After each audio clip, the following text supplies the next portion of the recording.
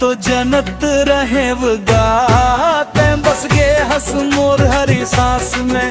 मैं तो जनत रहेव रे तैं बस गे हंस मोर हरी सांस में। मुंदरी पे है ना के वादा कर दो तोरे संग जिंदगी निभाऊं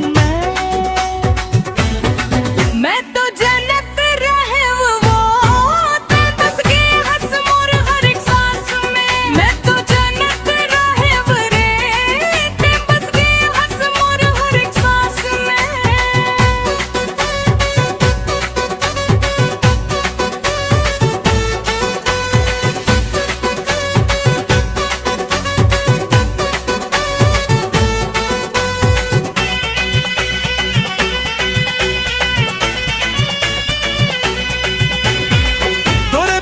सब सूना लागे सावन बिना जैसे धार।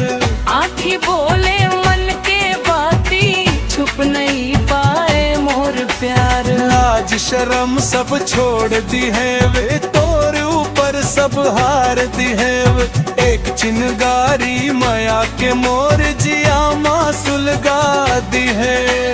माया पीड़ित के रोग धर ले इलाज तोर हंसी माँ। दुनिया लागे झूठ सपना सच्चाई तोर बंसी माँ। दिया बाती रोज जलाव तोर नाम जपम रात दिन। तोर बिना ये मन नहीं माने तै हंस मोर आखिरी गिन। ए मुंदरी पे ना दे हाथ थाम ले मोर माया बंधा गे तोर नाम में। मैं तो जनत रहेवगा तैं बस गे हंस मोर हर एक सांस में। मैं तो जनत रहेव रे तैं बस गे हंस मोर हर एक सांस में।